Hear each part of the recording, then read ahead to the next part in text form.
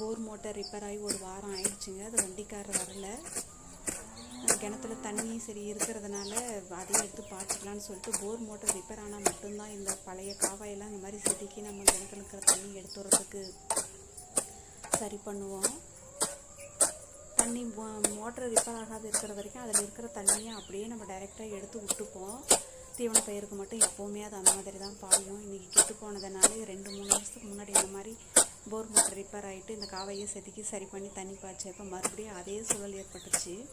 இதெல்லாம் இந்த டிராக்டர் இதில் ஓட்டுறதுக்கு போய் எல்லாம் அவ்வளோ ஒரு கெட்டியாக இருக்குது. சரி சாரல் மழை மாதிரி தூரிச்சு. அந்த ஈரத்துலேயே போயிட்டு கொஞ்சம் இதை செதுக்கணும்னா கொஞ்சம் நல்லா வந்துடும் இந்த அருகலாம் அப்படின்றதுக்காக செதுக்கிட்டு இருக்கேன். மோட்டர் நல்லா இருந்துச்சுன்னா போரில் தண்ணி வர மாதிரி இருக்கும். தண்ணி வரும் பொழுது இதெல்லாம் நம்ம கண்டுக்கிறதே கிடையாது. ஒரு பெரிய பொருட்டாகவே நம்ம எடுத்துக்கிறதுல அலட்சியமாக விட்டுரும்.